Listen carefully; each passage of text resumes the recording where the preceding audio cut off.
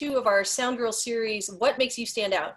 And so part 1 of this was all about how to get a foot in the door with a recording studio or a live sound company. And we were talking mostly pre-COVID and probably how it'll look after the pandemic, but figure it's good to get this information out now for people who are just looking to learn more about kind of what happens in these spaces and how to get in. The last webinar is available on YouTube for anyone who might have missed it. So today we're going to focus more on what happens once you have the gig. So what can help you stand out, be considered for better gigs, get to the top of a freelance list, or just get booked more. So our panelists today, I'm April Tucker, I'm moderating today. We have Tina Morris, who's studio manager at The Village in Los Angeles. Catherine Vericolli, who's owner, manager, engineer at Fivethirteen Studios in Tempe, Arizona. And Meegan Holmes, who does global sales for 8th Day Sound in Los Angeles. So let's jump right in. Last time we talked about what entry-level jobs look like. So Megan had said at 8th Day this would be working in a warehouse, or Tina said it might be a runner position at the Village. Catherine said it would be someone who was an assistant at the studio. So let's just start talking about once somebody lands one of these roles, how do you know that someone's going to stand out, or what do you see that makes someone stand out? Who wants to go first? I'll go first because I'm unmuted. For studio, just in my experience, because I started off in Boston and started off as an intern, and then I came to Los Angeles and started off as a runner again after 9 years of engineering. So I definitely have the entry level position down pat. It's, basically showing up on time, listening, being observant, thinking 10 steps ahead is definitely what makes people stand out, at least in my company, in my opinion. It's just being reliable and being like a person that anybody wants to be around for 16 to 24 hours a day. I'll jump in and agree with pretty much everything that Tina said, obviously. For me, it's the two big things are honesty and consistency. I mean, our situation is a little bit smaller, so we're not working with a larger staff. So our entry level positions are going to have a little bit more responsibility, maybe right off the bat, than they might have at like a bigger studio, which means there's a little bit more trust involved with clients, with gear, with maybe stuff that's to do with billing, possibly. So yeah, honesty and consistency, two big things for me. I agree with both of them. How can you not? Everybody loves everybody who's on time, hardworking, consistent, honest, owning your mistakes. For us, it's if we have a call for 9 a.m., it's ready to work at 9 a.m., not showing up at 9 a.m. Whatever you need to do to get yourself ready to do this job. Asking questions. We notice when people are curious. And, the people who are willing to stay later, that aren't looking at the time all the time and aren't trying to figure out, when they can go. Those are all things that make people stand out with us. And what percentage of people would you say stand out versus have these characteristics that you think would make them stand out? It's not a very big percentage.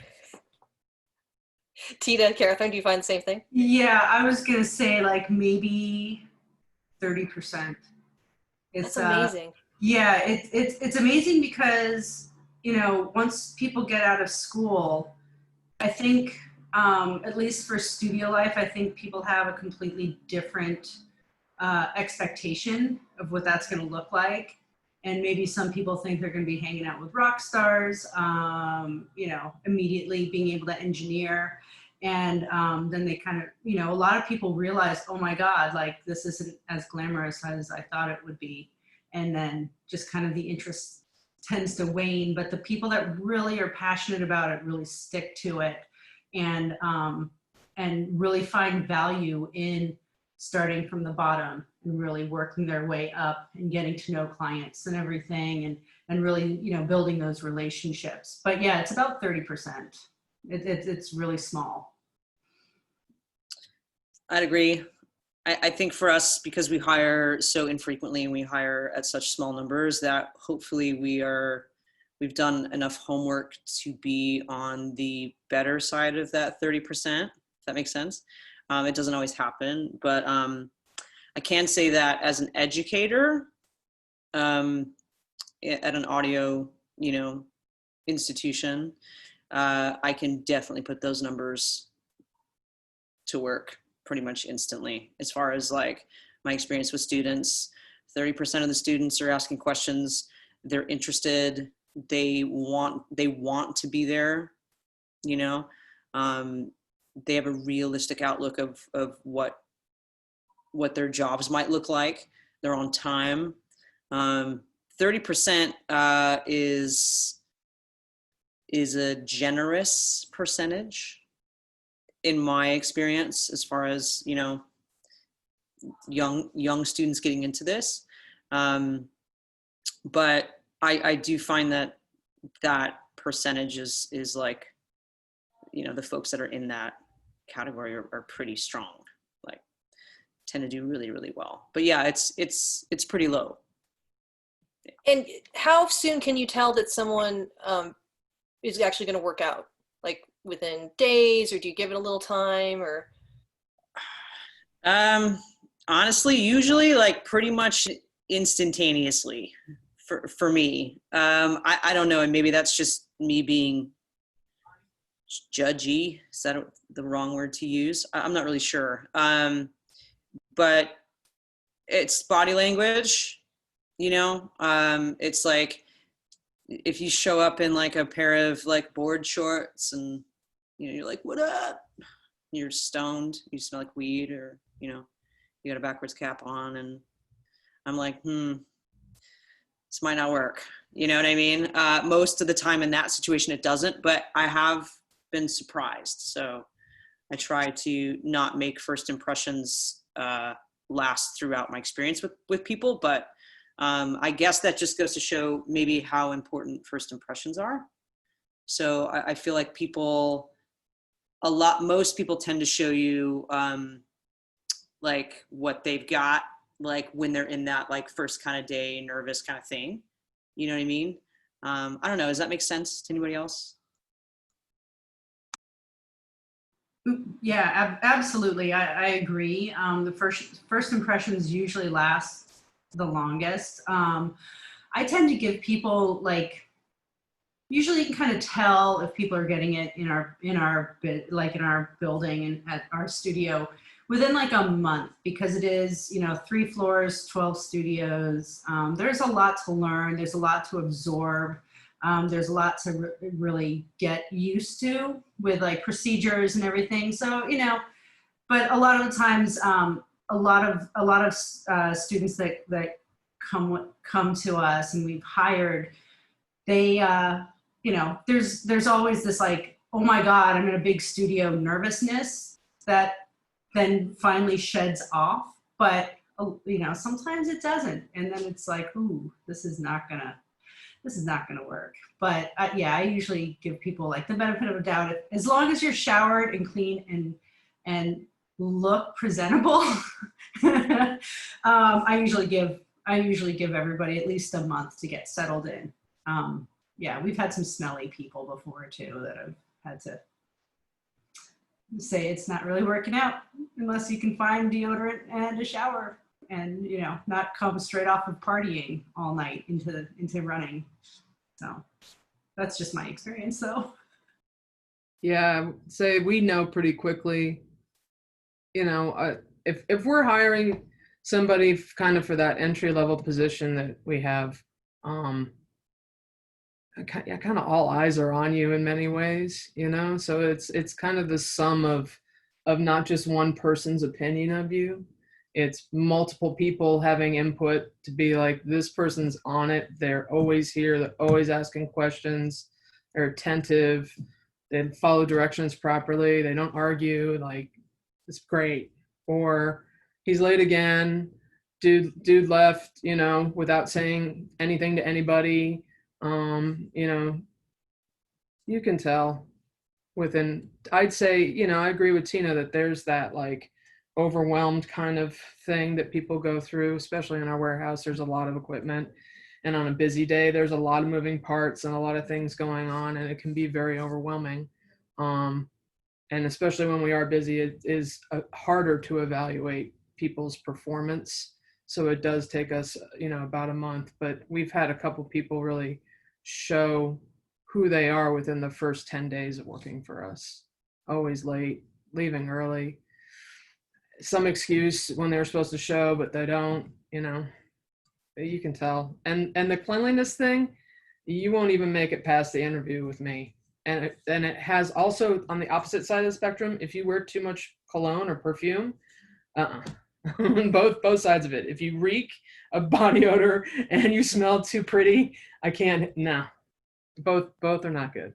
And in a studio too, it's like that kind, I mean, I know I've worked for studios where they've had to ask interns or assistants to wear less cologne just because the smell lingers. You've got a lot of small people in a small space for a long period of time. And I think it's interesting that all three of you no one's talking about technical skills or craft, or like you go to get a 4-year degree, right? You're learning how to be a mixer, engineer, producer, whatever it is that your dream is, right?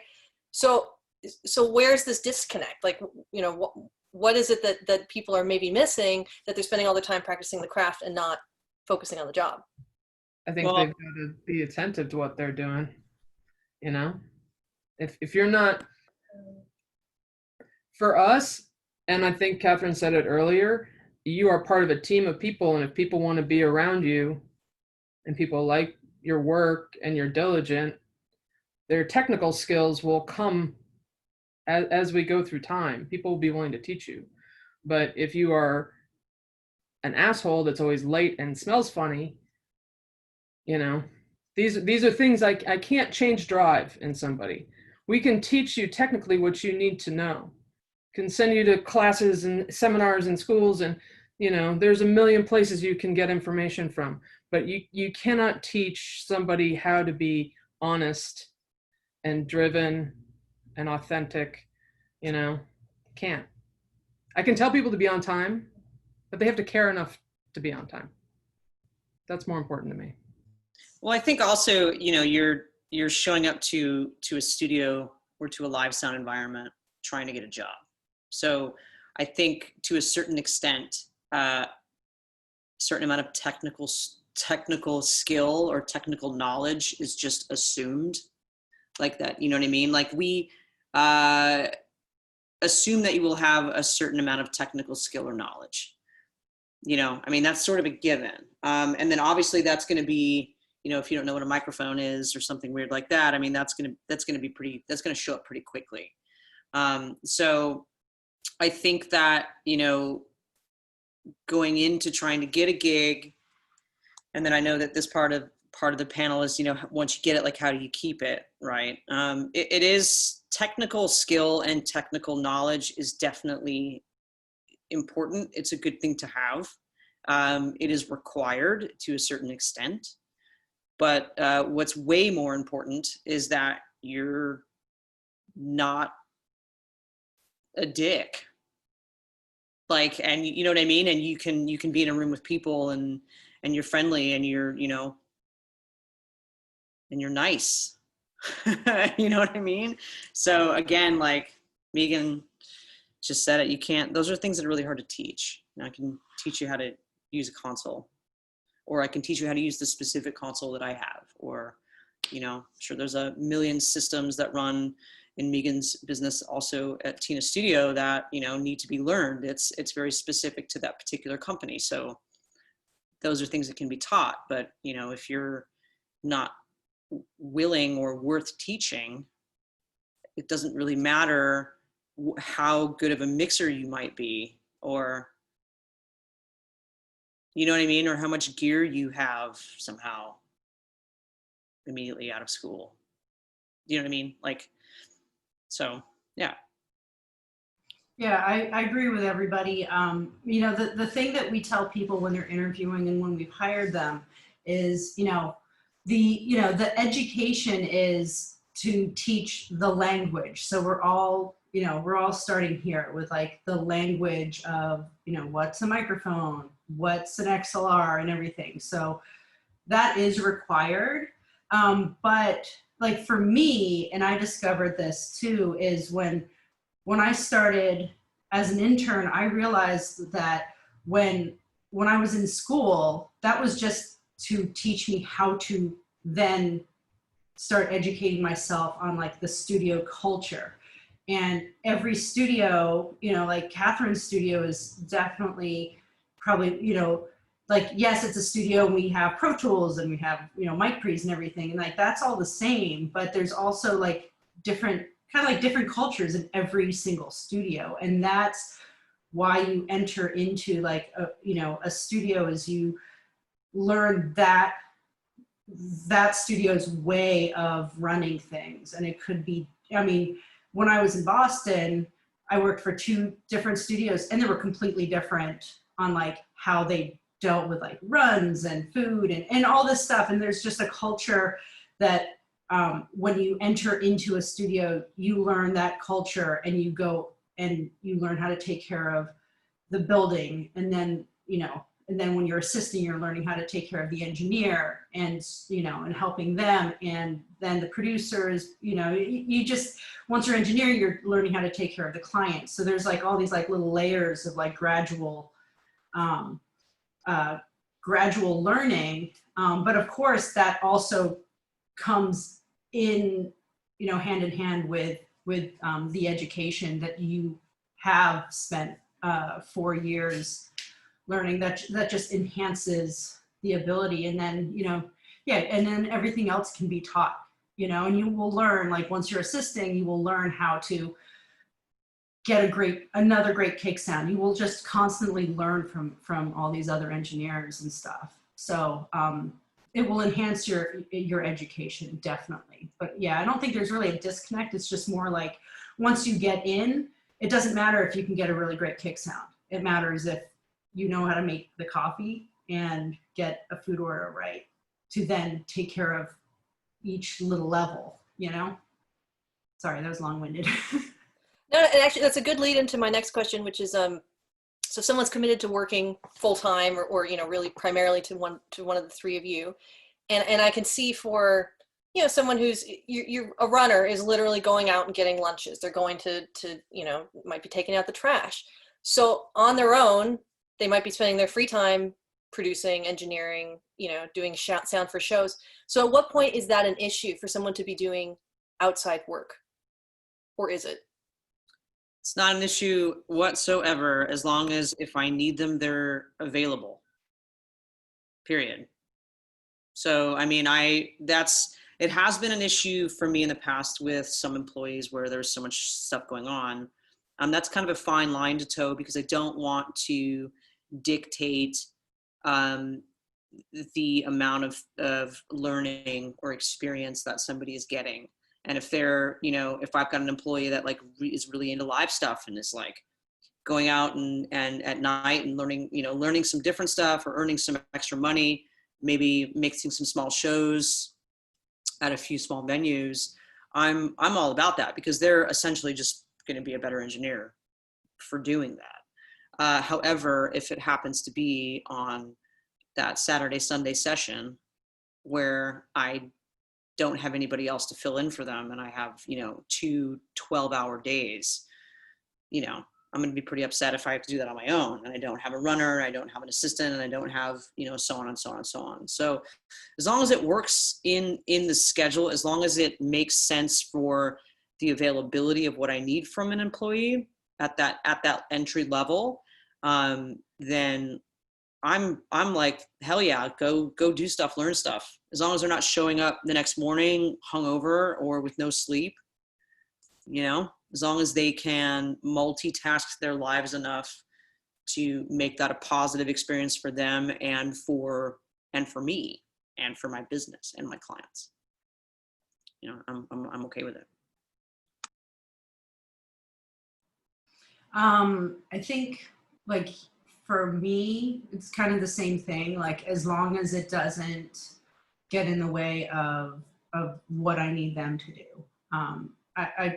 Clearly, like Catherine said, like if they're getting gigs and they're doing more stuff, like for me, that is benefiting, the experience of anybody who is looking to engineer at our studio. Back in the day, it was really frowned upon, I think, just because, if you were going to work, you were going to work for another studio. But nowadays, with home recording and the ability to do things not in a major studio, I'm all for people getting any experience that they can, as long as when I call them and need them to come in, they can come in and help us out. If you're a freelancer or part-time for us, please get experience, especially if we don't have work for you. If you're a full-time employee of 8 Day Sound getting benefits, may not work for anybody else. You can drive an Uber, but we frown strongly upon taking the knowledge and the education and all the time spent kind of lifting you up in our warehouse and taking it to a competitor. That's a no-no. But if you're a freelancer or part-time, please go work for as many different people, because it only makes you better. It only makes you stronger. Especially when somebody who's commonly a technician for us and wants to start mixing and gets an opportunity to mix in a club or something like that, take it, because it is the thing that will keep feeding your experience and make you better. But once you've committed to us and you work full-time in our warehouse, no. No. Yeah, but I mean, that's super important. You definitely, just to back up what Meegan just said, I would definitely have a problem with giving an employee a full-time position, being able to compensate them at a full-time position rate. I can't provide benefits for my employees because I don't have a company that's that size. We don't make that much money, like, period. But, if you're going and taking that stuff and taking knowledge over to another studio, that's a competitive studio for us, especially in our small market. Like, that's kind of rough. But, because I know that a lot of the time I don't have that kind of structure, like available structure in which to support a full-time employee, like financially, especially in these times, or in the last, couple of years, like 4 maybe. Thanks for that, Meegan. That's where I was going, but I didn't want to be like, I think that if, like, I've had a lot of employees get started and take intern gigs, and turns into things that I haven't been able to hire them. I don't have positions for them just because of availability or because of, money or whatever. And they're like, yeah, I need to get like a part-time job doing something. I'm like, awesome. Like, I will work around that, because, people have to eat and they have to live. If I can't provide that for an employee, and they're coming to my studio, and when they come, they work their ass off, when they can be there, then absolutely I will support anything they're getting into where they're, supporting themselves financially. And if they're learning stuff, that's awesome too, but yeah, I mean, if you're full-time and you're getting paid well and you have benefits and you're dedicating a 40-hour week to something, like, yeah, that's bad form is what I like to say. Yeah, I you did, Meegan, thank you. I mean, yeah, I'm kind of thinking, like, with my answer, I was just kind of thinking like, oh, like, I've hired you on, I can only start you part-time if you're doing like freelancing here and there and everywhere. But like, yeah, we don't share runners with other major studios. We don't share engineers. Like, like, if you are engineering, you're going to be engineering for us. I mean, we don't really let anybody go and engineer at like Capitol or Westlake or anything like that. That kind of level, once you have committed to us and you're an actual engineer or an assistant with us, then yeah, no, you're working for us. Like, yes, if you have like some private clients that are that are like, little freelance doing from home, that's kind of, a gray area. We let that happen, but yeah, absolutely not like working for a competitor. We don't allow that. Okay, so let's talk about etiquette. And we've kind of been talking about your relationship to the people you work with, but let's look at the relationship between the people that are working for you and the artists, the clients. And so, Meegan, one question I have for you is how much would someone in the warehouse be encountering people where client services or is even relevant, or is it once you send them out on a gig?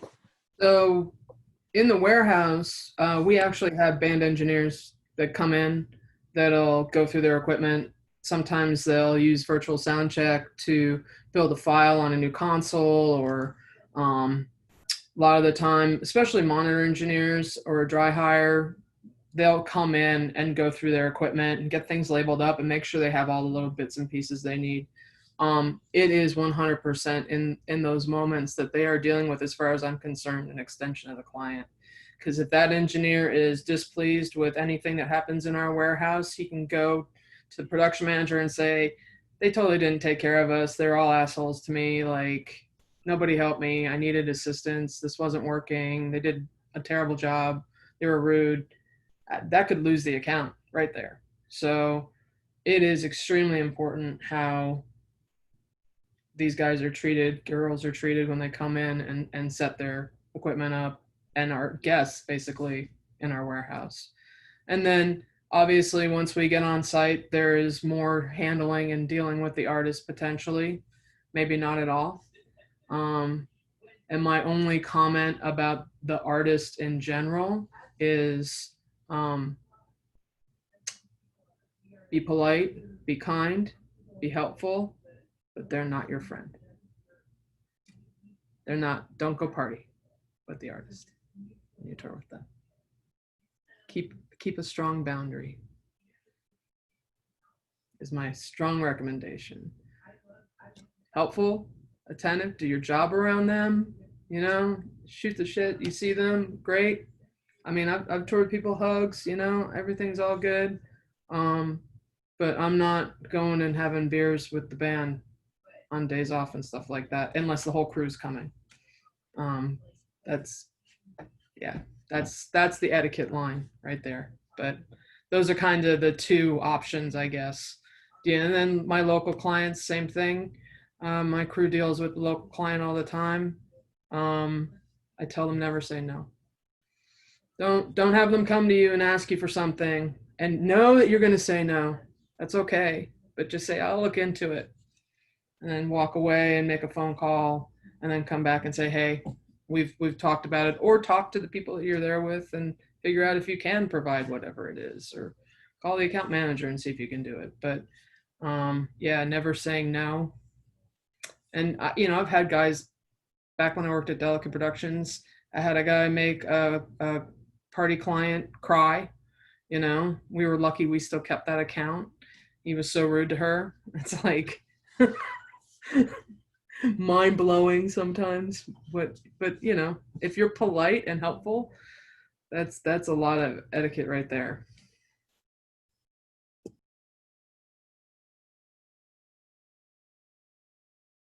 Meegan, Catherine, any thoughts? Or sorry, Tina. Yeah.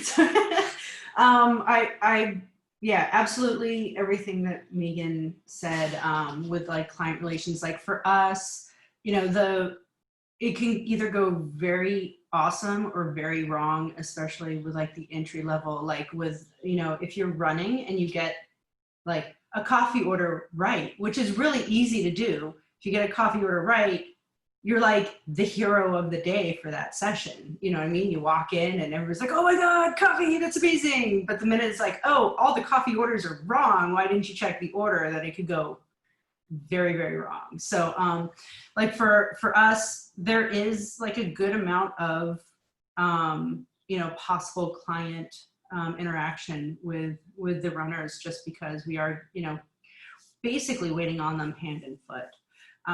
So, it's basically like, please, pay attention to food orders, make sure like we got the burgers right, and, we got the right cigarettes and stuff like that. So yeah, and then also, you know, like what Meegan said, like a lot of people, you know, think like, oh yeah, cool. They're like, I hung out with so-and-so. And then, you know, sometimes the artist will be like, oh, hey, you want a drink? It's like, no, you don't. Like, we don't hang out with clients here either. There's not any, you know, I've got a couple of people that are like very comfortable, like, oh, hey, yeah, like we were talking in the thing and he offered me a drink. So I figured I'd go and hang out in the studio after I was done with my shift. And I'm like, nope, we do not do that here. We're not, you know, it's not party time. It's, you know, labels are paying for this and they're not paying for you to party it up. So I often tell people, you know, it's not about you. The you being here is not about you. And some people have trouble understanding that, like, we're here to serve the clients. They're our guests. It's like a hotel. And some people, you know, are just kind of like, I'm just going to go and party and they invited me. It's like, well, no, just say, no, thank you. I've got plans. Thanks, you know, and turn it down. Because, yeah, we're here to provide a service. And the service is not, you know, providing friends to hang out with. I agree with all of those things that have just been said, of course. So for my studio, it's a little different because we're not dealing with, we don't tend to deal with big label bands or like famous people or, you know, budgets that are like, hey, look, they're not paying for you to, you know, hang out with the band. However, any client is not interested in your life as an intern that's in the room. Like, do not provide information about yourself or about that cool guitar you just got, or like all the things you know, or how cool everybody thinks you might be, or it's not a time to chit chat with the clients.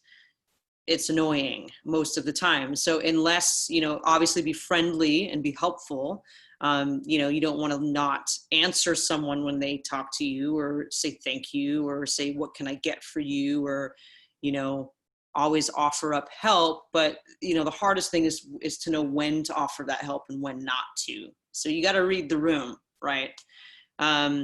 So I've had some pretty gnarly intern experiences where I've had some kids who were just like, oh, it's like me hour. And I'm just going to sit and talk about all these things. And let's talk about this record or these bands, or like, oh, today I woke up and then I listened to this record and it was great. And then didn't you like that guitar sound? And it's just like, dude, shut up. This is not the time. Nobody cares about your life. I don't even care about your life. I'm just, you know, trying to provide a service for my client and hopefully some experience for somebody that I'm hiring. So unless it's asked, don't offer an opinion or a story or anything, really. If the band wants to hang out with you, like if everyone's going to lunch and you get invited, that's a good sign, usually. So yes, go if they invite you, but don't drink because you're working. If you want to drink later after you're at the studio, that's your own business, but don't drink while you're on the clock working during a lunch that you've been invited to, right? So it's kind of like, yes, if you're invited, no, if you're not, period, right? As far as what it comes to like the clients that we work with, because they tend to be like local musicians and, you know, like they're paying for all of it themselves. The last thing they want is some kid they just met 5 minutes ago to tell them their entire life story while they're trying to like sing or like work out a chart or tune a guitar, right? So I don't know, that's my 2 cents on that one. It's funny, the way all three of you describe it is kind of like going to a restaurant, right? And you're serving people, right? And they're eating food, they're enjoying their drinks, but you're the one who's there to help them to guide them into that experience. Like, and they might joke around and offer you a drink, but like if you were at a restaurant and you saw the server having a drink, they'd probably get fired, right? Yeah, like if you're at a restaurant serving like tables, you don't like serve the food and then sit down and be like, what's up guys, like my name's Kevin. Yeah, they could be And they could be having a really interesting Right. conversation that you know more than they do, but it's not your place You to just don't do it. join the conversation. Yeah. Let me see. So how important then are these kinds of people skills for getting a promotion? Like for you to give an opportunity? Absolutely 100% necessary above all other things. Period. Yes. Ding, Yep. ding, ding. Yeah. Yeah, so me on our screen, Meegan is right there for me, and April's right there, and I must be over here for Meegan. She's going like this, so What she said. you're not over here. You're like cornered, Dina. Tina's doing a dance. No, it's a good question too. Like how and would you put someone in, say, a session or on a show who maybe wasn't 100% with their technical chops, but you knew that they'd be able to handle an artist or an engineer or you know? Yes, it depends on the show. It really does. And if I'm 100% sure that employee is going to show up and just give it everything they have and be awesome, I will prepare them for that. I'll be like, hey, we have a session coming up tomorrow. I want you on it. It's a bunch of shit that you don't know how to do, which is fine. I will be there to help you. I will let everybody know that this is your first time doing this so that you don't feel really dumb. But I will set up the environment for that employee so that they feel comfortable, and I will invite them in for that to be a learning experience for them. That's just how I deal with that. But I would much rather have them to know that they're going to be great with people and be spot on, like personality wise with clients and with other employees, than to know all the things they might need to know that in that moment. Totally maybe different for a live sound situation because everything's like now. Totally.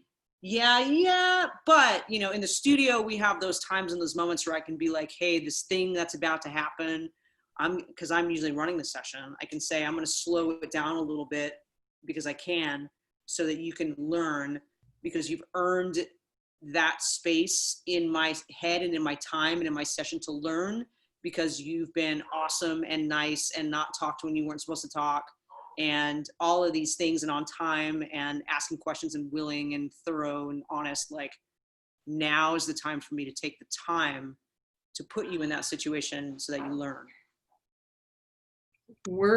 I'm lucky in the sense that I'll make those people the extra person on the show.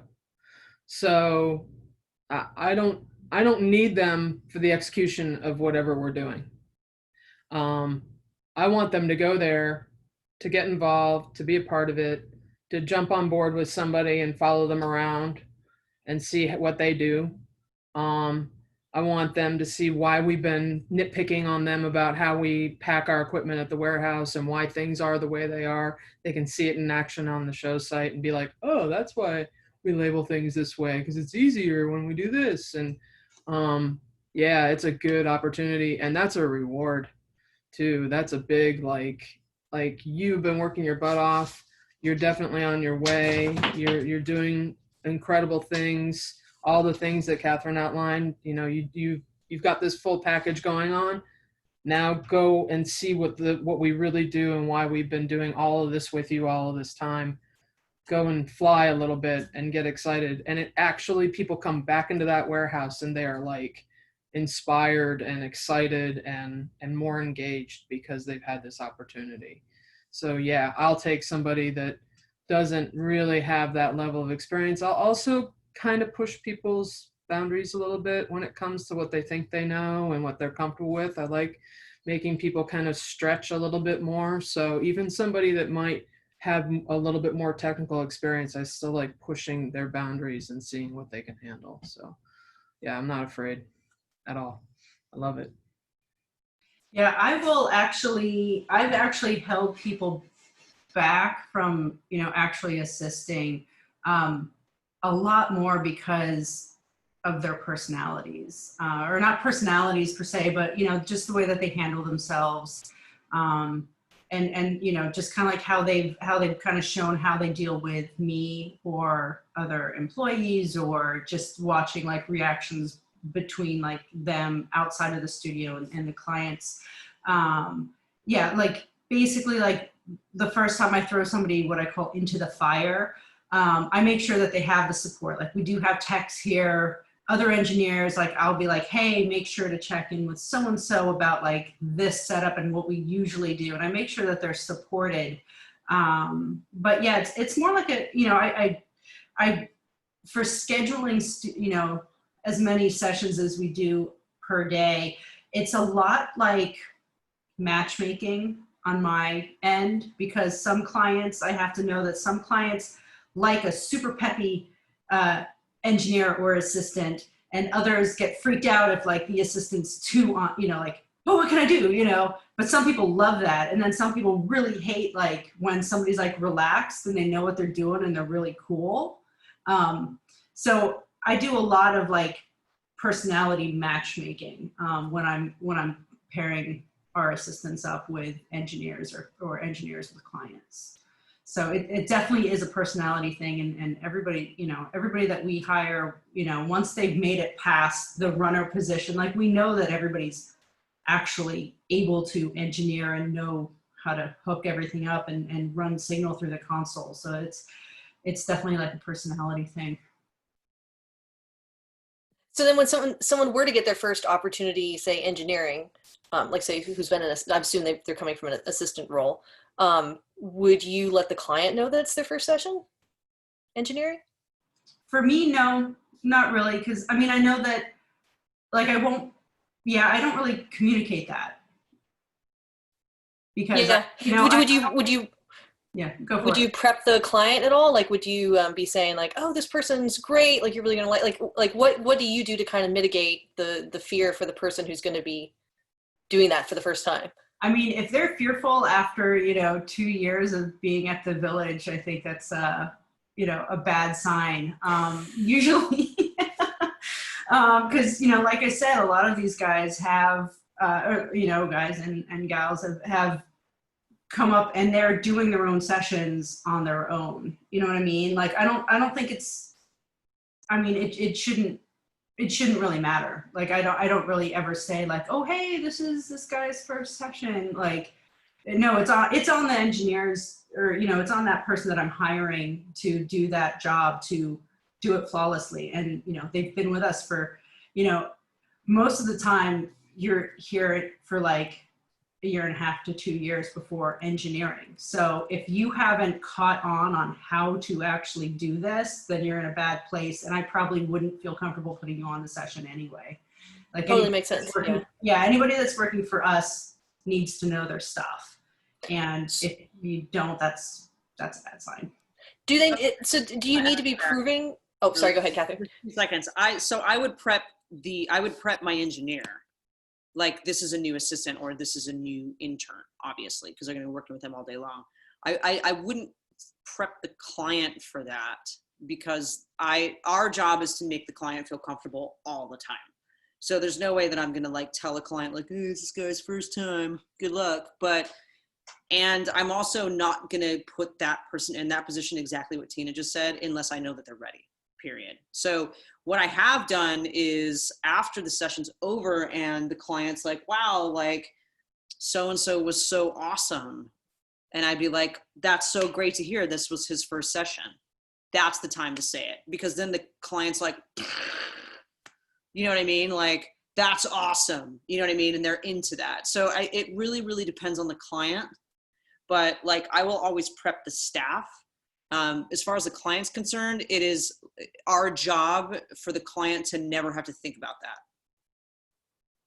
Right? One thing is some of this discussion, like sometimes these questions come up about, you know, how do I prove myself, or how do I, you know, am I doing good enough? And I feel like a lot of that has to do with your management, like, you know, people like you guys presenting the client as this is so-and-so and they're going to do a great job for you today. And then there's really nothing to worry about. And you then, so then do you need to, is proving yourself even important for being promoted or getting these kinds of opportunities? I think proving yourself to yourself is very important for you to get opportunities, to have that kind of confidence. I think that the proving that maybe people in entry positions are looking for a lot of the time or need is that self assurance and that self proving. And if you keep getting called in and you keep getting more gigs and you keep being entrusted with new shit to do every day, and you know, you keep getting asked to come back and come back and come back, and you're consistent, then like you're doing well. And then, you know what, like I've had, you know, entry-level employees or interns be like, you know, after like a couple of weeks, just be like, how am I doing? And that's okay to ask that, because that means that you give a shit. And I'll be like, you're doing great. Or like, or that's a perfect opportunity for me to be like, except for like that really weird noise that your phone makes sometimes, you know what I mean? Like that's an opportunity for me to like, if they're asking for feedback, I mean, don't ask me how you're doing every single 5 minutes or every single day. You know, I had like one of the sweetest interns ever. He was a great kid, did a great job, but he was so overly concerned with how he was doing. Like, how did I do? Am I screwing up? Like, what can I do better? Like, so overly concerned with his performance that it was a huge distraction. And I finally had to tell him, like, dude, you gotta chill out. Like, you're doing fine. Like, you're like annoying because you're asking me how you're doing all the time. Like, just do the thing. And if you don't get yelled at or fired or reprimanded, and you keep getting more opportunities and more tasks to do, that means you're doing well. And he was like, oh, awesome. And then we were cool after that. You know what I mean? So like, it's okay to ask if you really don't know, but if you still have the gig, this is not an easy gig to get, right, at all. So if you get the gig and you still have the gig, like chances are you're doing pretty good.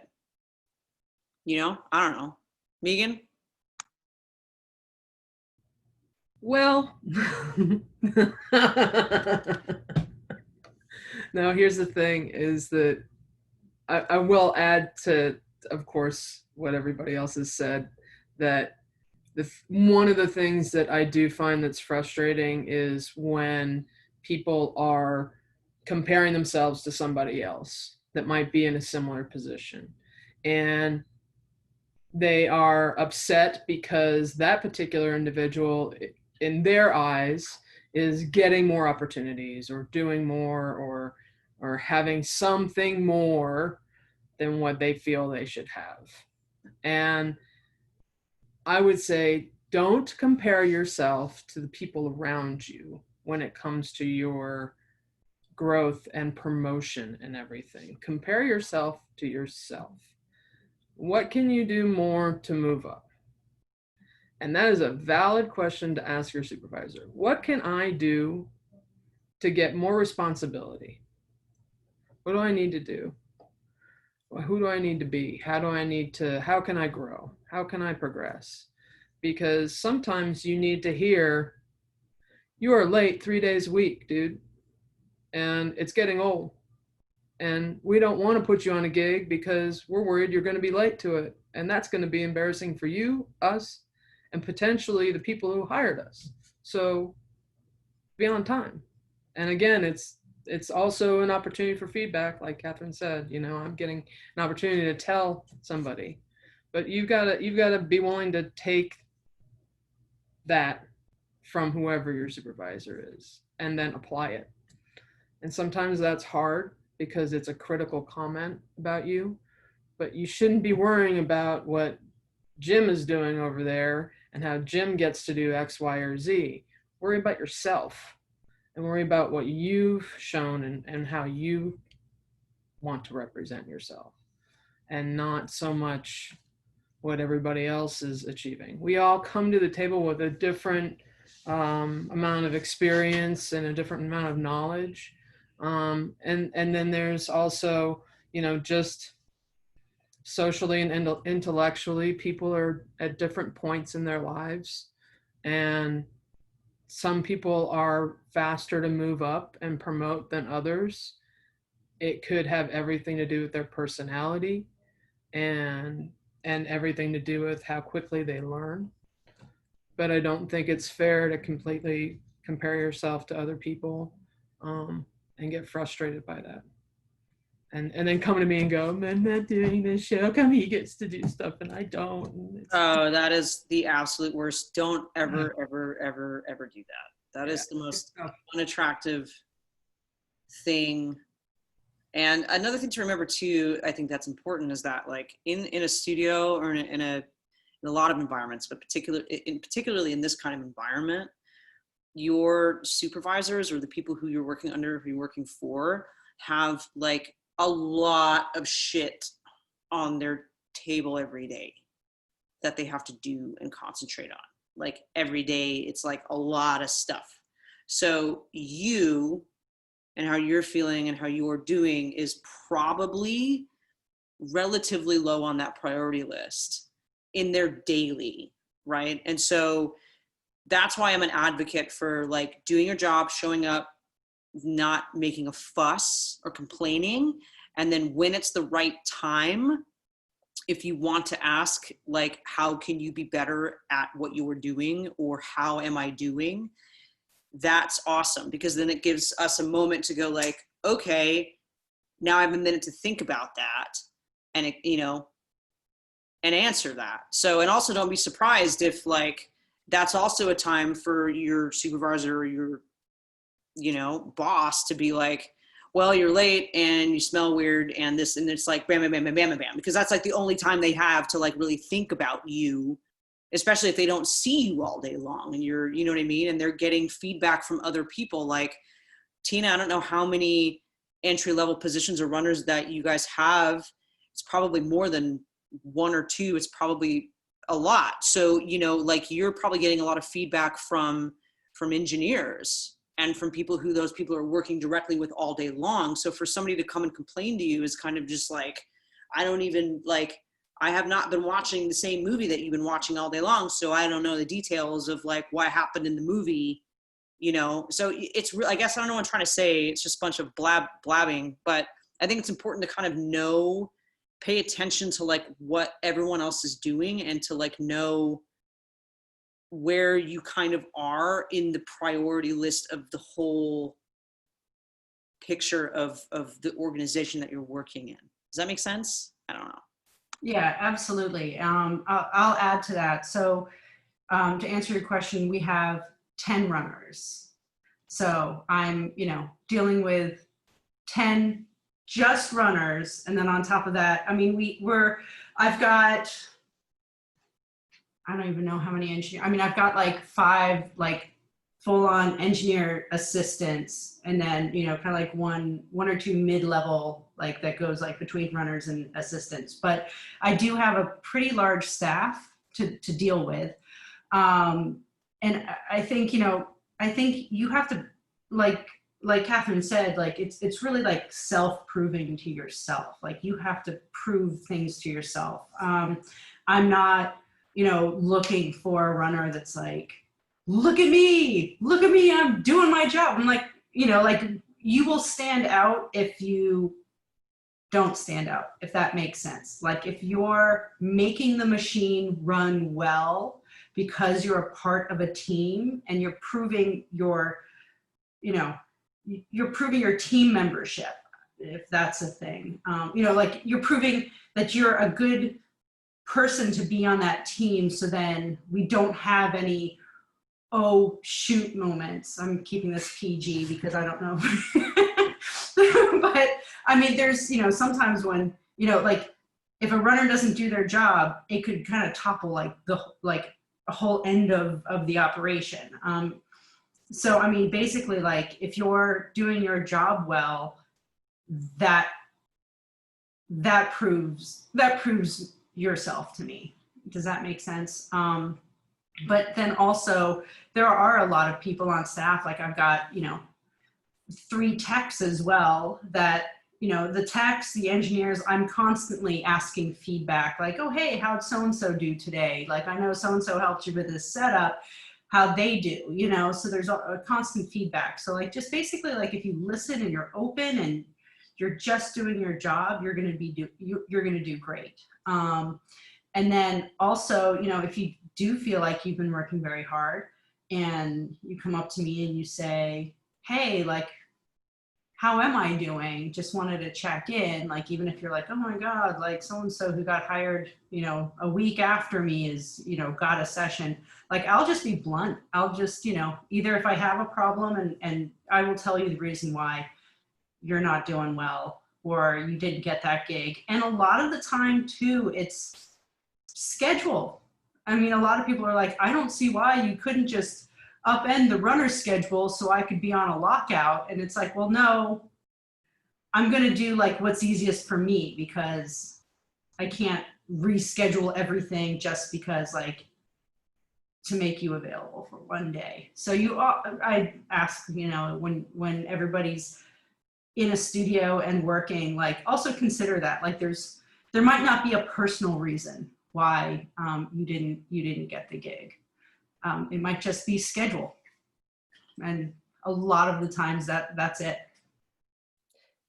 Does anyone have an example of say like a wrong lunch order or a wrong coffee, or like how does that affect the dynamic of a session or someone's performance? Or like, do you have any examples of like something really going wrong because of something like that, or losing a client, or like, I'm just trying to think of a way to show like how important those little details are. Allergies to food.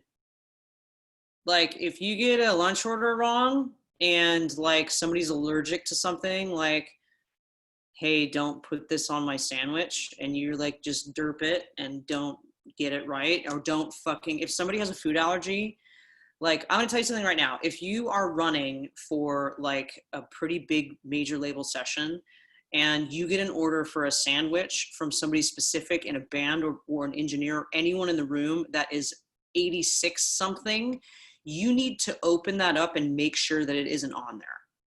Like, you need to double, triple check with the person you order that food from. Like, are you sure that that burger doesn't have tomato on it? Period. Because it could be a food allergy. And that's when shit goes really downhill really, really fast. I've never had that happen. Who, We like, lost Catherine. huh? You froze for a second there. Oh, it's my internet. You know, we have weird internet here. Anyway, all I'm saying is allergies, make sure to check the orders because it could be very important. And I've heard some horror stories about that, period. And how many hours could an engineer be in a session and like literally not be able to get away, where it's like your runner is the only lifeline for food or coffee or things like that, like every day? All day, all the time. Yeah. Okay, so that totally makes sense. So, okay, so I'm going to change directions a little bit. Freelancers or part-timers. I'm curious how much you're bringing in people who are not full-time, and what level of experience you're kind of expecting someone to have before they would even be considered. Often. Most of it, again, to be honest, is personality, because if a client is having an experience in my studio, it's in my studio. It doesn't matter who, like, I have to hire people that will represent the room well. Does that make sense? And represent the business well. So personality is top. Like, you've got to be kind. You have to be willing and friendly and willing to take on, you can't just be like, oh, I just do hip hop or I just do this. Like, you need to be versatile. So versatility with genre. You need to be able to edit. You need to be able to work at a certain speed. You need to know how to use basic software, Pro Tools. It would be great if you knew how to use a tape machine, but that's not like 100% required. Mostly it's just basic engineering skills, and that you know how to treat microphones and treat people's gear. I can usually tell, like, if I'm gonna have a problem with that right off the bat. I don't know. But I mean, anything that I can't teach somebody, like, hey, this is our setup, this is the way the patch bays, I like to hire freelancers who are more interested in like security, how to keep things safe, what is okay and what isn't okay. Like, I get a lot of questions like, hey, is it okay if we do this? Is it okay if we do that? I like that. I like that curiosity in a person, because I know I can trust them in the studio if I'm not there. That's really specific to my studio because it's more of a private situation. But again, it's like, it goes back to like, are they a decent person, really? Can they run a session? Basic. Freelancers and part-timers, when we are busy, are the backbone of our situation. We could not do anything that we do locally without them, especially when, you know, I keep referring to, April 2019. There's just there's just not enough people to do all the work, nor is there enough gear to do all the work in town. And yeah, without the part-timers, it used to be freelancers. The laws have changed here in California, so now everybody's that used to be freelance are now considered part-time employees, unfortunately for them. But yeah, I think you've got to come to us with a certain amount of experience if you're going to be a freelancer for us.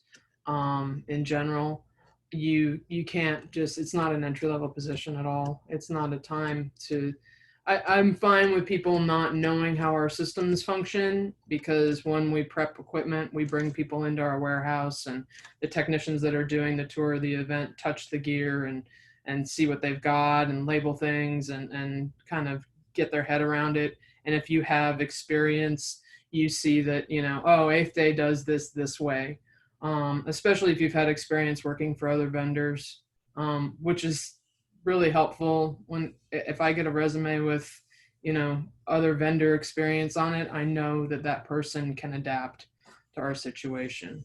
But yeah, we definitely use and need, when we are busy, so many extra people to help us. It's nuts. So yes. I do want to add that it's important for me, for a freelancer looking for a gig, to already be familiar with what kind of gear it is we're using. Like, I have a real tough time hiring folks or allowing them to come in and do rental sessions if they haven't like gone to the website and been like, oh, this is the gear that's in the studio, or like, I expect them to know what to expect coming in. So that process of like meeting and the meet and greet and then the overview is a little bit, less stressful for both of us. It just shows that they're interested in working in my studio. So, but yeah, I mean, not so much maybe the backbone, but yeah, I mean, rental sessions for us are absolutely, like, we wouldn't be in business without them. Like, we need outside engineers to come in and provide that extra business. Like, there's just not enough for one small staff of engineers to bring in enough stuff to keep us afloat. So, like, yeah, what pays the bills is like, we have great, part-time freelancing engineers that come in that run rental sessions. And once they run a couple of them, they're usually awesome. And I don't have to worry about it. Like, they just book a session and I know that they're good to go. Either I'll put them with an assistant if they ask for one or not. But yeah, I mean, you're expected to like know what kind of gear it is you're working with. And if you're uncomfortable with some stuff or don't really know how to, like, oh, I've never used this before, how do I go about using this? Like, asking those questions is important too. But yeah, I don't know. Knowing what gear is at the studio that you're trying to get a gig at or trying to freelance at is super important.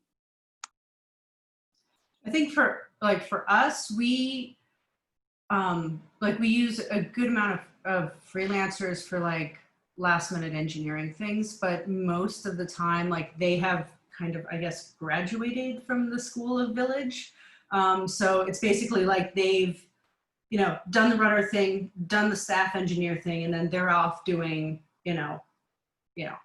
different, like working with composers, and they've gone off with, Tipo and Burnett or whatever. And then like every once in a while I'll call them and be like, hey, have a last minute session, don't have anybody to cover type of thing.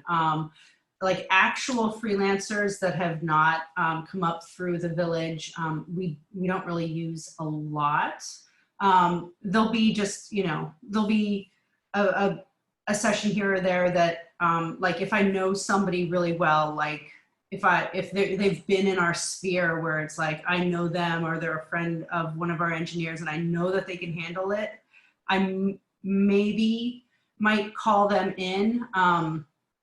but yeah, we don't really have like any like super outside engineers. Like they're people who just are very familiar with our studio. And then if I do have an outside engineer, I will also have an assistant to make sure that they are actually familiar with everything as well.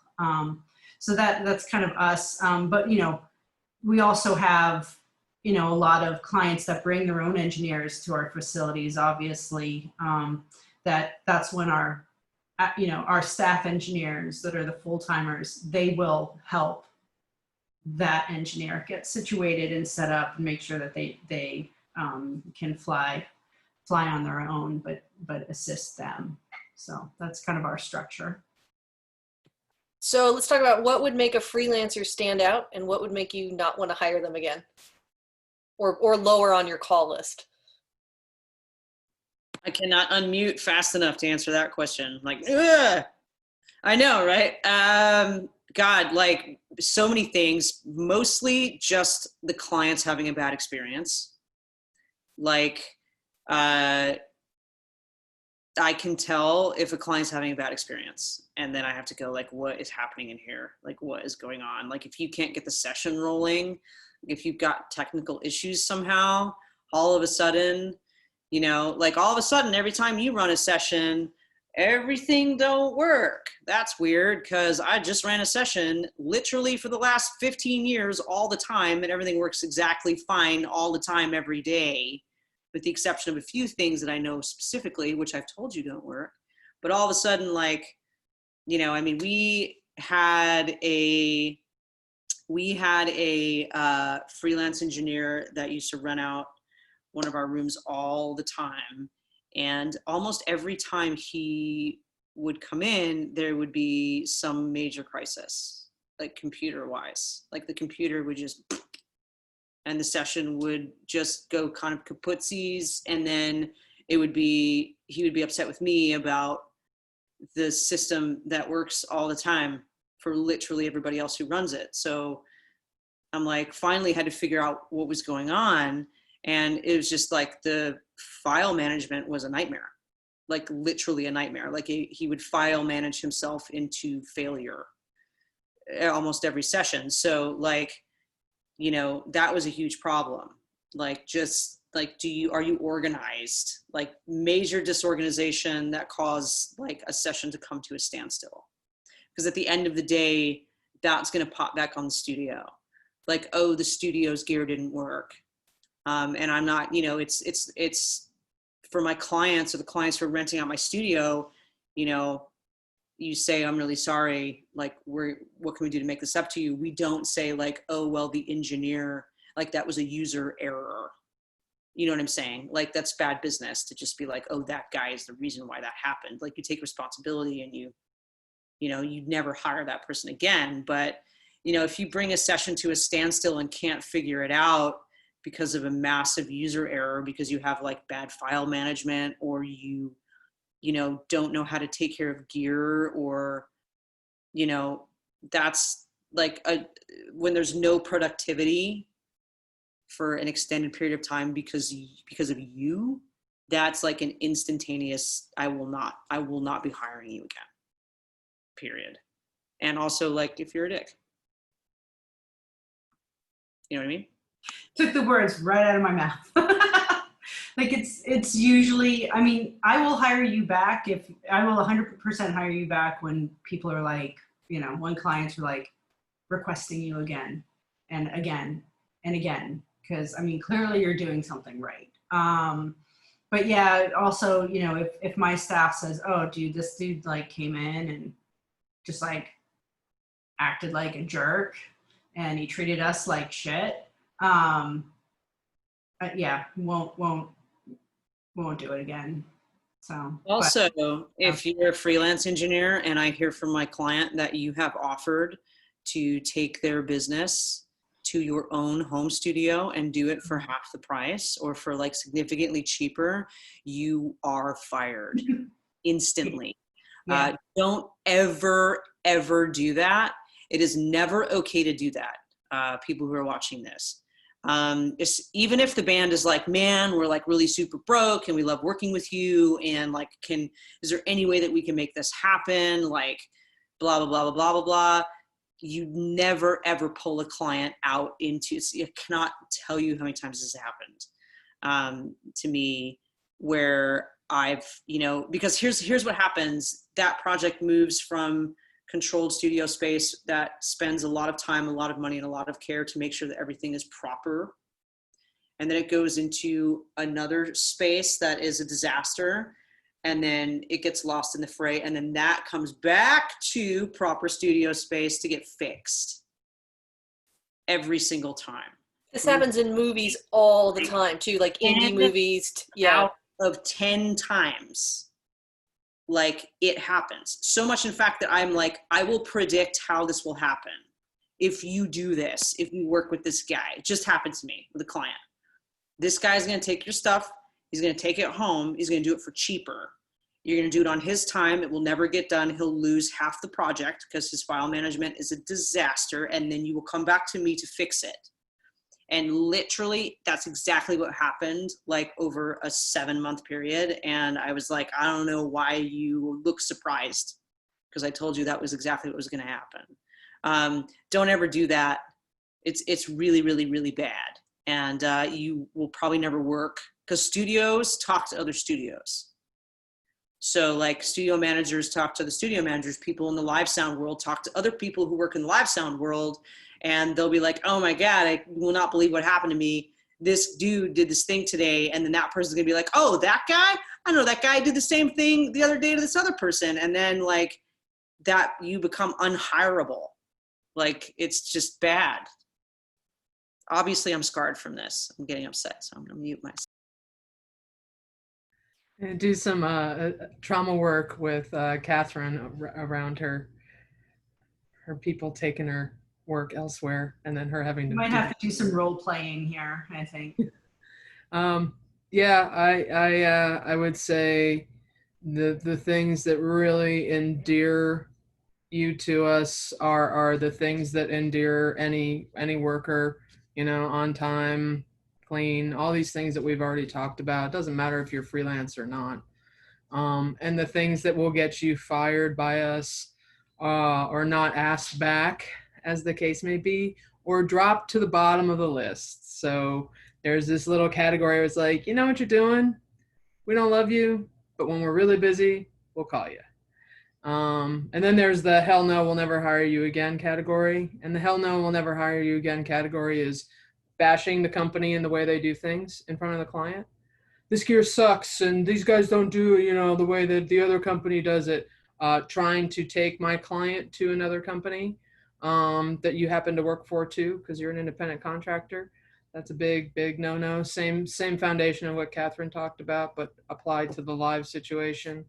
Saying that you can do it better, saying that you can do it better than the person that's working for us is doing it, like bashing anybody that's on the crew with you, kind of debilitating the team and that team ethic that we like so much, especially on tour. Yeah, those are things that'll definitely affect if we hire you again. And whether you are looked upon by your peers well too, because that has a lot of impact. I might not be on site every show, so I'm going to rely on the people that I've known for 10 years to tell me how this new guy is doing. And if you don't do things to ingratiate yourself to the people you're working around and they don't want to work with you anymore, guess what? I'm not going to hire you, because then nobody wants to work with you anyway. So why am I going to put you on a job and make you, part of a team of people that actually don't want to work with you? So there's, you've got to kind of, it's not just me that you're impressing. It's the warehouse staff, warehouse manager, project manager, the people on site, my client, the crew with you. I have friends that work for, lighting companies and video companies, and they'll call and they'll be like, your guy has lost his mind on site. He's not representing you well, or he blew up at my guy, totally out of line. All these things, there's all these people that kind of weigh in on who you are in my world. So you've got to definitely represent yourself well on all fronts.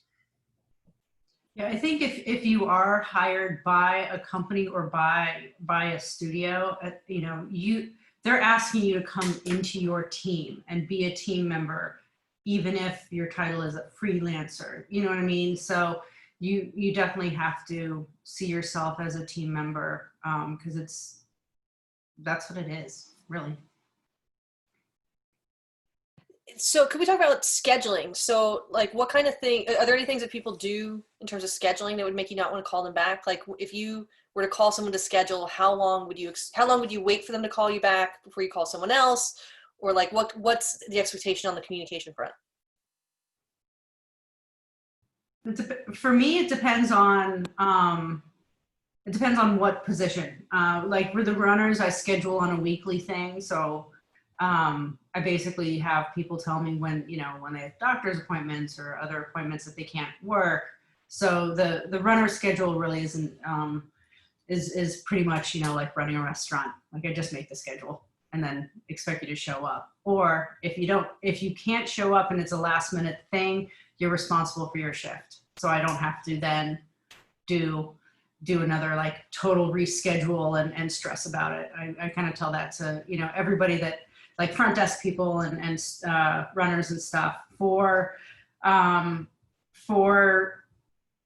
other sessions, I try to schedule, a few days in advance. If it's a last minute thing, where I, like, oh, hey, so-and-so called it right now and they need a 7 o'clock session. I'm just going to do, like, I call it throwing spaghetti at the wall. And I just like spam everybody. And the first person that gets back to me gets the gig. I obviously call like my preferred people first, but yeah, I usually, I throw spaghetti at the wall quite often. And then usually one person comes out of that after calling about 5 people because it's last minute. I think it really just depends on the session or like what it is I'm hiring somebody for, or what I'm asking for. If it's an intern, and I give them, 24 hours notice, like I kind of expect them to be there. And I know that's kind of rough and tough, but being available as an intern is like the biggest, mostest thing that you can do is just be available. You're going to get more work. So, I don't know. It depends. If it's a freelance engineer, I usually have all the information going into the contact. So I'll say like, hey, I've got a session coming up. It's this day. For me to be able to book this and get everything prepared, I need to know if you can do it by so on and so forth. So like you have this many days to get back to me to schedule it. So I'm pretty straightforward. And if I don't hear back from them, then I just, move on to somebody else. But I don't know, I'm pretty straightforward, I think, with like giving somebody a time frame to get back to me. But I think that, the sooner, I don't know, the way that I tend to reply to messages like that personally is like the sooner you can reply, the better. Like there's no better time than the present. My partner Piper says that all the time when she's on phone calls with brand new clients. It drives me crazy, but then every time she says it, I'm like, she's right. So I can't really be that mad. So, like she'll get an email from a client for a mastering gig and she'll read the email and like call the client right away. Like, boom, what am I doing? I'm sitting here doing nothing. Might as well just make the call right now. And then the clients are like, like that was really fast. And she's like, well, there's no time like the present. And that there's something to be said for that. Hopefully she's not watching this, because then she'll be like, you said nice things about me. The sooner you can get back to anybody about a gig, the better. Like the bigger chance you're going to get the gig. If you can get back immediately, that's awesome. I wouldn't let it go for more than 24 hours because that tends to like, someone's already thinking about hiring somebody else at that point. So I think within 24 hours, acceptable, immediately, best, sooner the better. Yeah, I'm of the mind that if you want the gig, you're going to reply to me pretty quickly. And if you don't, or, you're so busy that you're not paying attention, because a lot of the time I'll email if it's a ways out, but I'll text people if it's, coming up close. And I'll do the same thing Tina does. If I have something that comes up last minute, I'll spread it out to a bunch of different people. But when I have time, I kind of assemble the dream team and then chop through that list and give everybody an opportunity to get back to me. And then plug holes where I need to. But a lot of the time, when it is last minute, it's luck of the draw and whoever is hungry and wants the work. Yeah, I'd like to add, I mean, yeah, if you don't, I mean, in this age where everybody has email, text, has a phone on them, it moves pretty quickly. So, I mean, yeah, if you wait like 24 hours, like after you get a text, like, hey, can you work? Even if it's next week, like, hey, can you work next week? And you're like, I'll sit on it for a while. Like, it's not, you do risk getting looked over. It's the same with booking, me being the booking manager. It's like, I call people back right away because you don't know if people are like, okay, I didn't get this person on the phone. All right, I'm going to call Capital. Like, it could just be, a split second. So, definitely it's wiser to jump on replying faster than not. Anyone have anything else they'd want to add about freelancing for changing topics, or did I kind of cover? If I wasn't already clear about this, don't undercut people's rates. Like, this is an industry where, like, it's difficult to make this a full-time career. I mean, budgets are not what they used to be, especially for in-studio stuff. And, the best thing that you can do for yourself and for the industry is to, like, take a look at the rates that are around you and try to be competitive within those rates. But if you're like, booking studios, like, for $250 a day, including the engineer, like, it's just, I mean, it's tough.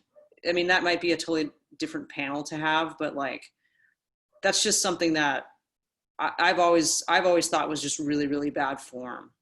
And it's not, doesn't help the industry. It doesn't help the client. I mean, at the end of the day, because most of the time they're not getting quality work. So, support your fellow engineer. The more support that you give to the people in this business who do what you do, the more successful you're going to be. I mean, that is a fact. The more you reach out and be like, hey man, like, this is, especially now during this time, like, it's a tough time. I check in with my engineer friends, which I have a lot of them that, like, are freelancers that have their own studios that don't have a place to go to work every day. I check up with them, like, every week, like, hey man, how are you doing? What can I do for you today? Do you need something? Like, are you losing your mind? Can you eat? Like, because there are times when I have tough times too. And it's great when people reach out and they're like, hey, I'm really busy right now and I can't really pick up this gig. And I thought maybe you might be able to do it. Like, that's how we survive in this industry is supporting one another. And if you're not going into this willing to support other people and, willing to share the dinner that's on your plate with other people that are hungry when they're really, really hungry, like, I don't know, man, maybe this isn't for you. Like, I don't know that you're going to be as successful as you want to be. And when you're undercutting rates and, just being that type of person, I don't know. That's my 2 cents about that. Help others, support others. I 100% support that, what Catherine is saying, especially when you're up and coming. Like, if somebody's asking you to engineer, stand your ground. I mean, if they find that you're able to engineer, don't ever do that for free. I have runners that have taken, have met people here, and then they've worked for free because of the opportunity. And then that takes away from somebody who could, it takes away from the community, really. And it's always appalling when I have clients that are like, oh, hey, I've got this other little thing. I can't pay you, but the exposure, like, and I've called those clients up and just been like, no, you are paying this engineer to engineer. Because yeah, I've had that a lot where people just kind of think, okay, well, this person's trying to get a leg up. I'm going to take advantage of the fact that they don't have any credits, and I'm, they're worth enough to ask to work for me, but not enough to pay them. And I do not support that. I think that's total BS. And then also just add, say, Catherine's sentiment, like, this is a community. Like, this is a creative community that we're all in. It's very small. And I just ask everybody to be like good humans. It's not like cutthroat Wall Street or whatever. I've never worked on Wall Street. I just hear it's cutthroat and asshole-ic. But yeah, just like support everybody, like everybody's going to get their chance and support somebody. And then, in turn, down the road, somebody's going to support you and help you out too. So yeah, just keep that in mind. Yeah, I gotta say, just back up something Tina just said. If somebody is willing to ask you to work for them, then you're worth getting paid for it. Period. If it's not, maybe it's not a lot. Maybe it's not like this huge crazy rate because you've only been doing it a little bit, but like free is never okay.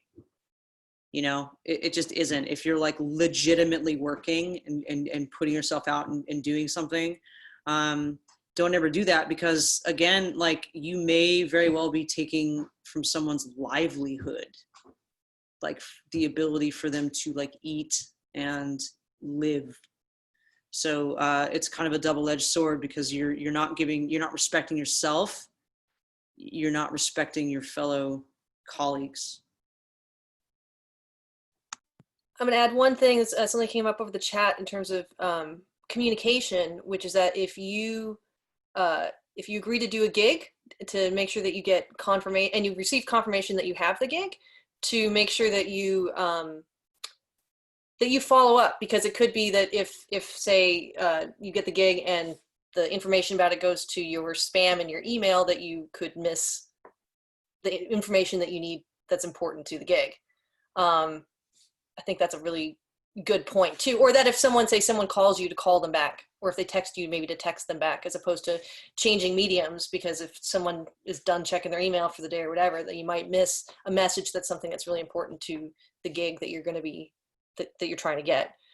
Okay, so I wanted to change gears. I know all of you basically, you're basically booking for gigs that you have done yourselves, or you're totally capable of doing yourselves.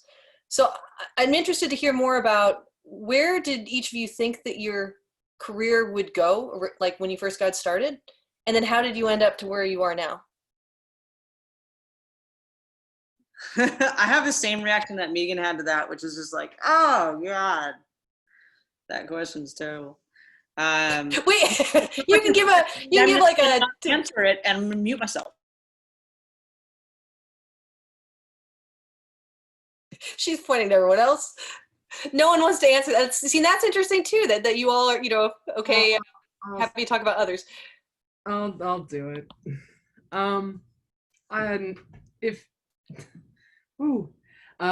So I started out, when I went to college, I started out as a musician, and I realized I wasn't going to make any money, and all my friends were in the technical theater program. And I kind of changed my major to the technical theater program, and I kind of abandoned being a musician composer. And I knew I wasn't going to make any money as a musician, but I knew that people would always need technicians and crew to tour with them. And that's really what I wanted to do. Flash forward, after years of working as a stagehand, and kind of fought my way into touring, and started working for a company where I toured, and found myself in a situation where I needed to stay home and I couldn't tour. Real quick, personally, at the time, the person I was married to, we needed to foster her nieces. And so I came off of the road and started kind of being a parent. Like, I went from being on tour with a rock band in Europe to a week later having a 4-year-old and a 7-year-old.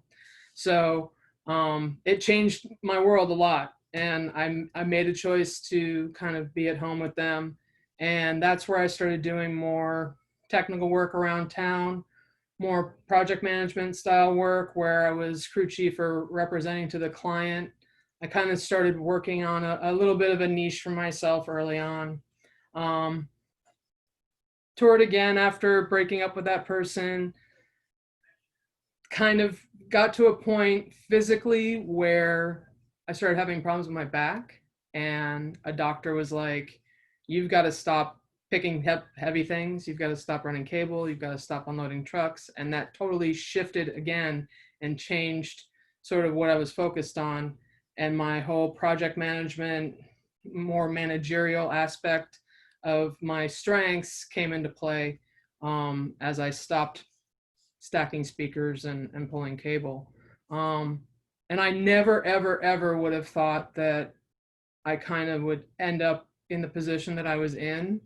It just everything kind of shifted and shuffled me along so that I could still stay in the industry, still be involved, but not do all the heavy lifting. I did excel at dealing with the client and being on site and dealing with challenging people.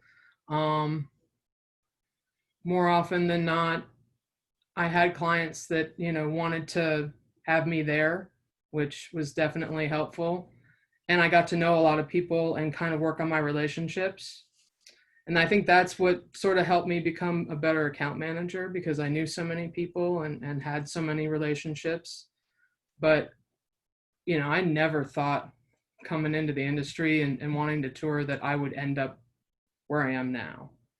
And a lot of it had to do with situation, circumstances that were, obviously physical, that I couldn't physically do certain things. But never did I think that I would be a salesperson. I didn't start out in the industry going, I'm going to do sales, ever, ever, ever in a million years did I think I would do it. So that's kind of why I wince, because, and I'm not 100% sure that I thought that I was going to tour forever, but it was something that I really loved to do. So for me, it was one of those things where as long as I could still feel like I was a part of it and still be involved in some way, that was enough for me, and I didn't need to tour anymore. But yeah, I think when I tell people all the time, whatever you set out to do, whatever you think your path is, be ready and okay to change it, and understand the things that you're passionate about, that you love to do, and understand the things that you don't really care for, and it's okay to change your mind. It's okay to try something for a few years and be like, this is not for me, and think of, well, I want to do something else. That's okay. All of those things are all right to lead you down a path. And that's all this is just this trajectory. And I think that so many of us start out thinking it needs to be something that's decided, and it doesn't. It's very fluid. And that's my cringy. That's so awesome that Meegan just said all that stuff, because that's like so much of what I'm just going to we're just going to jump onto that ride and continue to take. Thanks for getting that going, because I couldn't have. I'd have been like, oh, well, in 2002, But I think it's so important to be able to be adaptable in general, like in life, I think all the time. But in this industry especially, I know very few people who got into this saying I'm going to do this thing and then ended up doing that exact thing. It just life doesn't work that way. I got into the industry because I had friends who were musicians, and I wasn't a musician, and I wanted to hang out with my friends and be a part of that experience. So I got into the technical side of things. I came out as a record collector more so than anything. So I wanted to know how those things were done. I was fascinated with the process of it. So, I went to audio engineering school, and then I was like, oh yeah, this is where I need to be. But, it took me a while to figure that out. And then when I got out of school, I was like, I want to build a studio. I want to make records. Well, I was in my really early 20s. And so, making records is all well and good and fine until you realize oh shit, I have to make money. like I have to pay bills and stuff, and I have to make it a career, because, you know, when you hit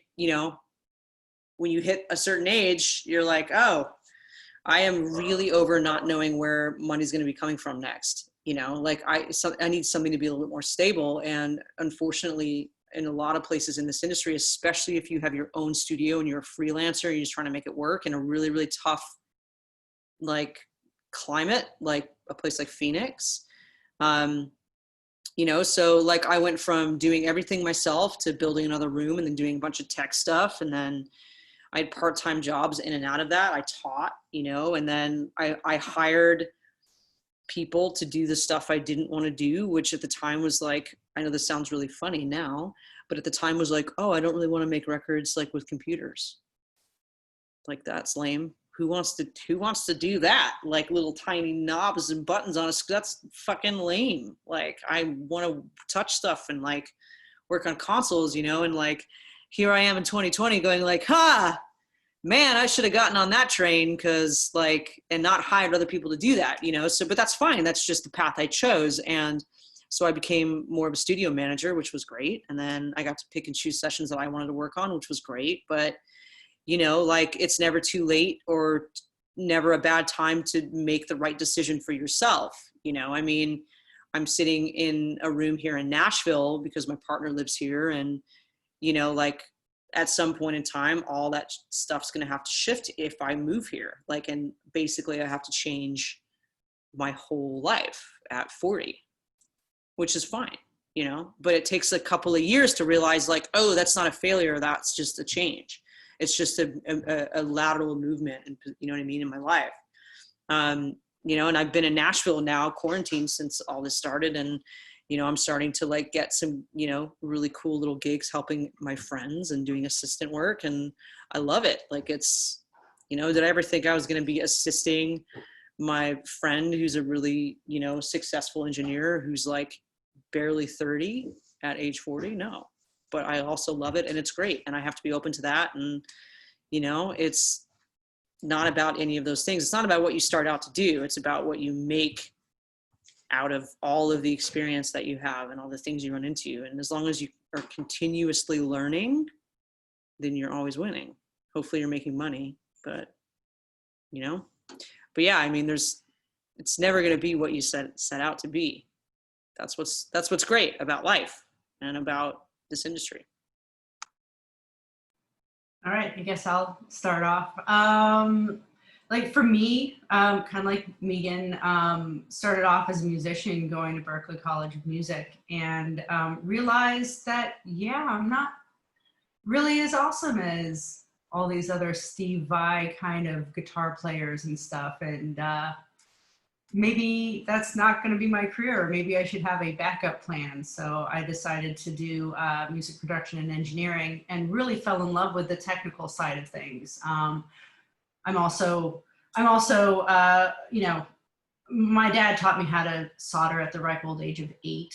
So I was always kind of like, you know, working on electronics and everything. So that kind of made sense to kind of meld like the art and the technology and kind of run with that. And, you know, and then as I started engineering in Boston, you know, it was really fun, but all of a sudden, like, the studio started closing there. So I kind of had to, you know, same thing, be fluid about it. So I ended up being like a project manager at an installation tech, or a studio design architectural firm. So I did that for a while, you know, kind of bobbing and moving, and then finally decided to move to Los Angeles. And, you know, during all that time, I was doing everything that I could get my hands on. I was very open to teching. I was very open to engineering. I was very open to, you know, even playing in bands and stuff. And then when I finally got to Los Angeles, I just kind of, I really, because I had just gotten married, I felt the need to figure out how to settle down in a way. I just knew that I just really wanted to be a mom. And I knew that working 16 to 24-hour sessions wasn't really going to fly if I was going to do that, because I really did want to be there for a possible child. So I actually took a tech job. I was a nighttime tech at the Village for a couple of years, to just also have that like Catherine and Meegan both said, just to have like that steady paycheck, because I was doing freelance like that whole time. It was just kind of like I was kind of like piecing together income all the time, and the fact that it was a solid, because it was like a solid paycheck, was really exciting for me for the first time in never. So I really got excited about like a staff job. And then, and then finally, ended up being studio manager, because I had engineered, I had teched, I had been on either side of the glass. And eventually that's where it ended up. But yeah, I never, ever was like, I would really love to, run a studio and stress about how I'm going to pay all 30 of my employees and all that stuff. Like, that definitely was not a goal. I thought I was just gonna like sit in I thought it was just my life was gonna be sitting in a studio and recording for the rest of my life. And life just kind of decided, and I went with it, what I'm doing now. But it's not bad, and I really enjoy the community that we have. Can you think of, is there anyone who Sorry, would, Bill, say, I think go that ahead.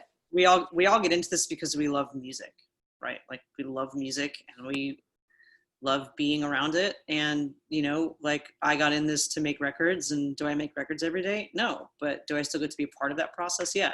So, I think you just summed up exactly the question I was going to ask. Yeah. But I have there's a few questions from the group that I want to try to hit in our 15 minutes we have left, so we can try to like fly through these.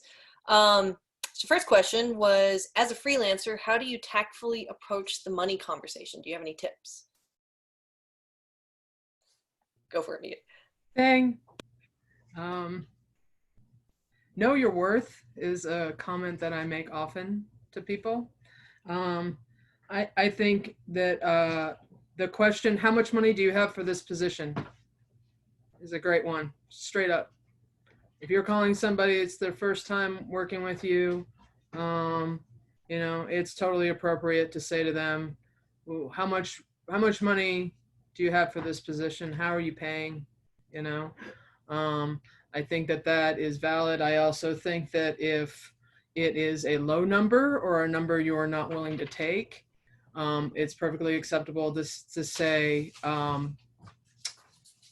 is there a chance that, you could come up to X amount of dollars?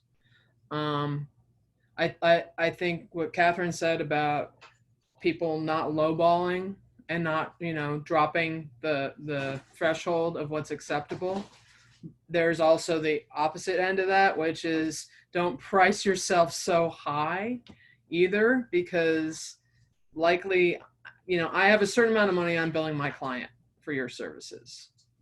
And then there's, when it comes to like our warehouse personnel and all of that, commonly those are hourly rates that are negotiated by our headquarters. But again, there is a threshold. There is what we are paying roughly right now. Asking for a little bit more, or asking for a structure where you can start out at this. Let me show you what I can do for 6 months. And then can we talk about maybe, upping the rate a little bit more. Don't go ahead and, if you're a freelancer, just automatically give yourself a pay increase when we've been paying you $500 a day. Don't send me an invoice for $650 suddenly out of nowhere. That needs to be negotiated and discussed. But I think that hitting it head on and being straight up and being, very forthright with what you want and what you feel you deserve. I have people that have held their ground, and I haven't hired them because they held their ground for $650, and the job I was hiring for, it was a $500 a day job. And so they didn't do the job, and the other person that was willing to take 500 did. There's only so much us vendors are charging our clients, and we got to make our margins up. It's the same for, I'm sure, the studios too, where you guys kind of have a set rate that you're paying. And you might pay a little bit more if somebody's exceptional, or they prove to be exceptional, or do something a skill that you specifically need. You might get away with charging a little bit more. Like an RF technician for us is a pretty specialized position. Might get away with, getting a little bit more money out of it. But by and large, we all kind of have a set rate already. Might as well just cut to the chase and ask what it is. Yeah, I'm going to piggyback on that really quick. First and foremost, knowing your worth is your foundation, period. It's the foundation of your business. If you don't know what that is, or you continually cut and chip away at that, your house falls down. Knowing what your worth is the foundation of how you will survive in this industry. It's also the most difficult thing to pinpoint. It's hard to have a conversation with yourself about that. It's hard to talk to other people about money. It sucks. And a lot of people don't like talking about it. So with that being said, the most to the point and transparent you can be about it, the better. Do your research, know what the position it is you're trying to get is paying.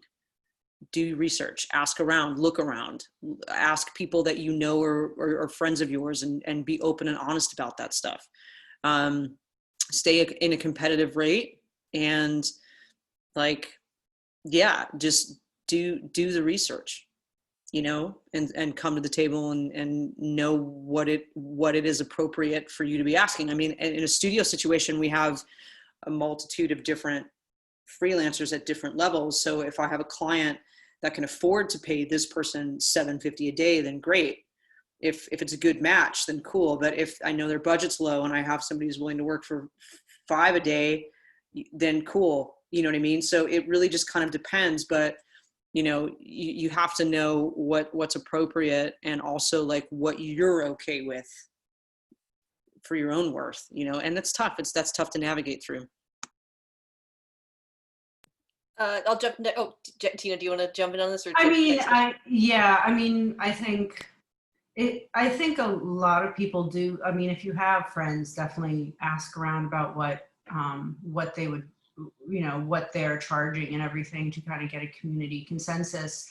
I'm just trying to think like for us, we do have a set rate. Like we do have a set rate, and we have an agreement with like the labels. So like if you're like saying like, oh yeah, I charge like $800 a day, like that's not going to happen with us, because we're just not going to hire you, because that's not what the labels are paying us. But I'm pretty, if I do have you as like a freelancer, I'm very upfront about what we pay, and how much we're charging the label as well. And also keep in mind, like if we're hiring you, it's we also have a margin that we have to to make as well. So it's not like it'd be like, oh well, I'm going to give you all of that money, unfortunately, because we're providing services on either side. So also keep that in mind too. But I'll be very truthful about it. Okay, so I'm going to pivot. Just we spent our last few minutes on something that might be the white elephant in the room, which is COVID, and how many people are working or not working. And so last time we talked about whether it was okay for people to cold contact you, and if it was an appropriate time to be asking about work. And all three of you kind of pretty viscerally, strongly said no. And this was 2 months ago. So I'm curious how you're feeling about it now, and if people are starting to contact you, and if you have any suggestions about what people could be doing with their time. As far as 2 months ago till now, same, if not more so. And I'll answer the same way. The best thing that you can be doing with your time right now is tuning into things like this. There's so many resources now that are online that are free or cheap to learn things, because everyone is in the same boat. So you have all of these amazing professional people getting on the internet and taking the time, because they're stuck at home, to talk to you about what they do and how they do it. It is the most insane, amazing time to be young and up and coming and learning. You will never see another time like this, at least I think, where you have this kind of access. What should you be doing right now? Learning as much as you possibly can about as many things as you can, or as many facets of the area of this industry that you're really wanting to get into. Yeah, I'll jump on the coattails of that one. I don't have anything, man. I can't hire you. I got nothing. I want to have something for you. I really do. And that's the thing. It's like at this point we've got full-time employees that aren't working for us. They're all on furlough, and that's hard. And it's even harder when somebody I don't know contacts me looking for something. And it's a real simple reply. Hey, I really appreciate your interest and your ambition and everything, but I don't foresee us hiring anybody in 2020. There you go, Catherine. That's your reply. Yeah. And it's sad but true. But yeah, and then what you could be doing right now, what Catherine said. There's massive amounts of great information with people sharing. I mean, there's guys at the top of the live industry that are doing, webinar after webinar on all of their favorite toys to use and how they use them and all of that. And you should be trying to stay, frisky and at least keep your head in it and stimulated and learn as much as you can. If you're in the live sound industry, it's also probably a good time to take care of your body. People don't take care of their bodies in the live industry. That's why I have a bad back. I chose not to take care of my back when I was injured. So now is the time to get healthy, get fit, get ready to unload a semi, get ready to be on your feet for 15 hours. I foresee some people, coming back after this break and getting injured because they've been sedentary. So I also think that people taking care of their mental health right now is really important.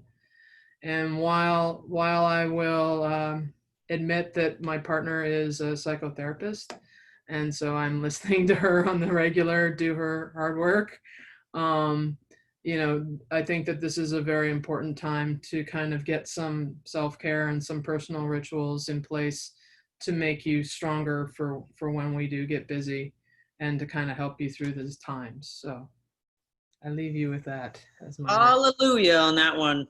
100% I agree.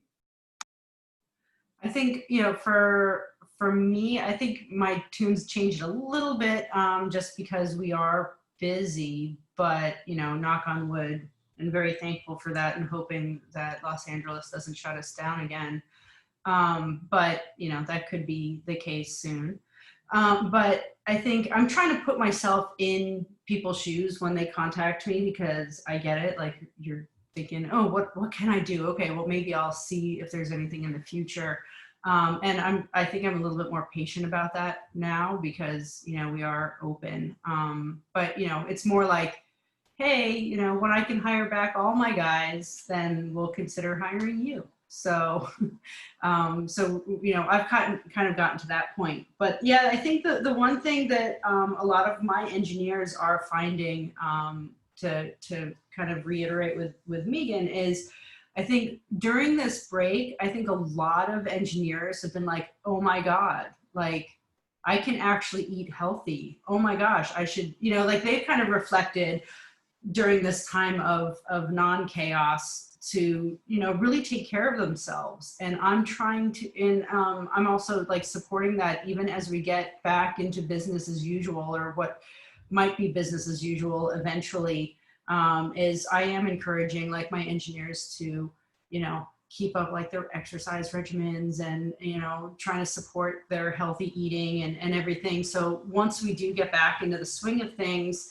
I want my, I 100% hope all my employees are, trying to keep up their healthy way of life. And I think that's kind of a cool thing that we all are kind of able to do. And I'm trying to do that too.